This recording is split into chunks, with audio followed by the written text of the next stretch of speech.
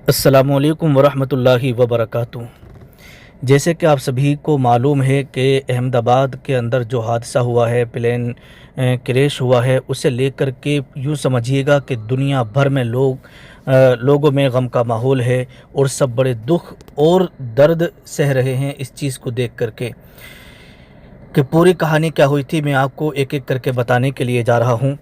ये air India की परवाज़ AI 171 थी, जो कि 12 जून सन 2025 को अहमदाबाद के सरदार वल्लभ भाई पटेल हवाई अड्डे से लंदन के लिए जा रही थी।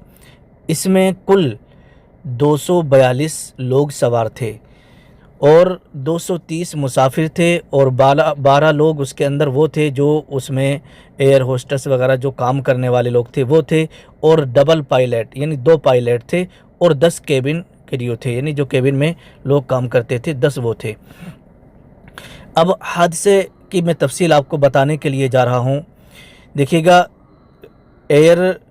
एरोप्लेन तकरीबन 1:38 पर परवाज़ किया, सैकड़ों फीट ऊपर पहुंचा, लेकिन चंद सेकंड बाद ही ऊंचाई खो बैठा और मेघानी नगर के रिहायशी इलाके, बिलखुसूस BJ मेडिकल कॉलेज के डॉक्टरों के हॉस्टल में जा गिरा। जैसे ही प्लेन उस बिल्डिंग में धंसा, ऊपर से गिरा, तो आग भड़क उठी, क्योंकि ईंधन फुल लोड था उसके अंदर, जिसने रास्ते में चलते फिरते लोगों को उससे बहुत ज़्यादा नुकसान पहुंचा और आसपास की इमारतों को भी नुकसान पहुंचा, गाड़ियां वगैरह जो वहां पर खड़ी थीं, और लोगों को शदीद नुकसान पहुंचा है। यहां तक कि जहाज़ में सवार 242 लोगों में से 241 हलाक हो गए।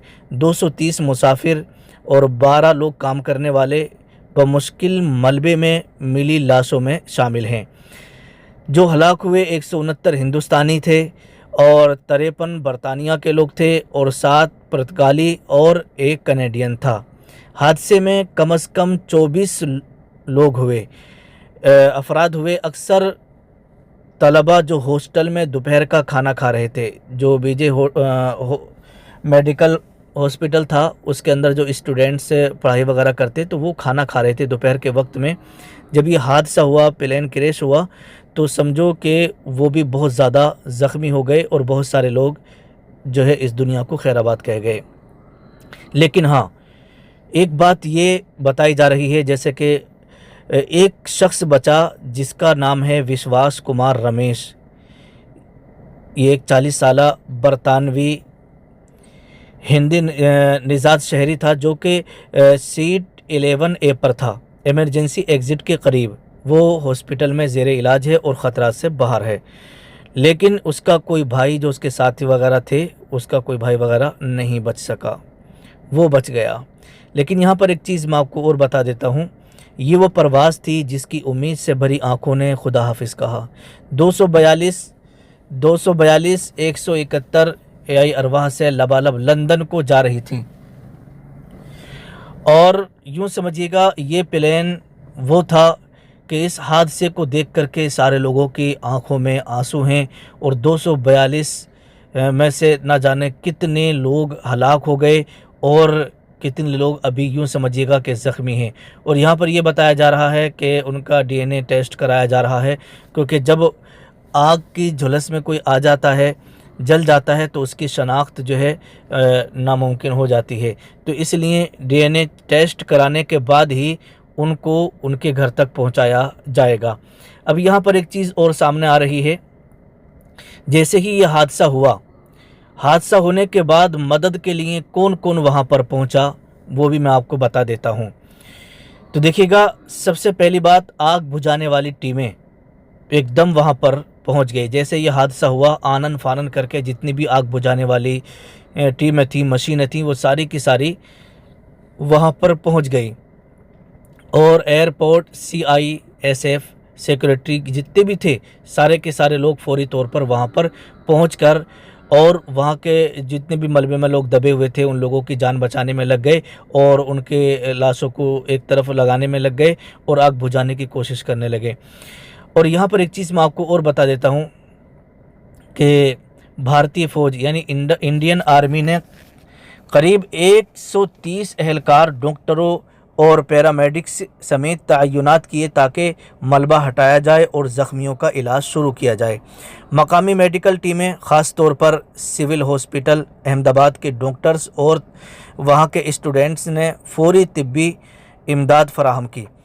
और यूँ समझिएगा कि जितनी लाशें वहाँ ऐसी थीं कि जिनकी शनाख्त नहीं हो पा रही थी, तो उनका डीएनए टेस्टिंग और ज़ख्मियों का इलाज शुरू किया। आसपास के रिहायशी और रज़ाकारों ने फौरी तौर पर मोबाइल लाइटें और चादरें, इब्तिदाई तिब्बी किट्स वगैरह फराहम की और बाज़ ने ज़ख्मियों को एम्बुलेंस तक पहुंचाया। बाज़ डॉक्टर ने होटल, तलबा हॉस्टल के अंदर जाकर 15-20 तलबा को यानी स्टूडेंट्स को महफूज मकाम तक मुंतकिल करके एम्बुलेंस तक पहुंचाया। अब यहाँ पर बात ये भी आती है कि भाई कौन कौन वहाँ पर मदद के लिए पहुँचा। तो देखिएगा, जैसे कि न्यूज़ के अंदर दिया जा रहा है कि होम मिनिस्टर अमित शाह जो है हादसे के मकाम, जहाँ पर हादसा हुआ वहाँ पर पहुँच गए और वहाँ का दौरा किया और जितनी भी कोशिश की गई वह सारी टीमों को वहाँ पर लगा दिया ताकि लाशें निकाल करके वहाँ से और जो ज़ख्मी लोग हैं उनका इलाज कराया जाए। सारे चीज़ों को जा कर के देखा। अब यहाँ पर देखिएगा, मलबे की साफ़ सफाई के लिए फ़ौज, एनएसजी, पुलिस और फायर ब्रिगेड्स ने मिलकर के साथियों के जिस्मों और मलबे और आग पर काबू पा लिया। ज़ख्मियों का इलाज, फौरी तिब्बी इमदाद, सिविल अस्पताल और फौजी अस्पतालों में इलाज जारी रहा। डीएनए टेस्टिंग, शदीद जलने की वजह से शनाख्त के लिए डीएनए टेस्ट का आगाज़ हज़ारों रिश्तेदारों के लिए किया गया। एयर इंडिया ने रिश्तेदारों के लिए हेल्पलाइन और केयर टीम कायम की ताकि बर वक्त मालूमात और हमदर्दी फराहम कर सकें। सरकारी इदारे ही नहीं बल्कि मकामी जो लोग थे वो भी वहाँ पर पहुँच गए। सरकार की तरफ से भी काफ़ी मदद मिली और आसपास के लोगों ने वहाँ के लोगों की काफ़ी मदद की, क्योंकि बहुत ज़्यादा लोग वहाँ पर, यूँ समझिएगा कि गम का माहौल हो गया और ये एक बहुत बड़ा हादसा अपने इंडिया के अंदर हुआ। ठीक है, तो अब यहाँ पर एक बात मैं आपको और बता देता हूँ। देखिएगा, बहुत सारे लोग ऐसे हैं कि किसी का बाप, किसी की बहन, किसी की बीवी, किसी के बाप इंडिया से लंदन के लिए जा रहे थे और जैसे कि सुनने में आया है एक फैमिली ऐसी थी जो बकर ईद पे लंदन से इंडिया में बकर ईद मनाने के लिए आई थी। 4-5 लोग वहाँ पर आए थे बकर ईद मनाने के लिए और वो बकर ईद मना कर के लंदन जा रहे थे, जिसमें कि 2 से 3 लेडीज़ें थी और उनके साथ में 1-2 बच्चे और 1-2 शख्स और भी थे। तो पूरी फैमिली आई थी लंदन से ईद मनाने के लिए इंडिया में, लेकिन ईद मना करके वो जा रहे थे, ये हादसा पेश आ गया।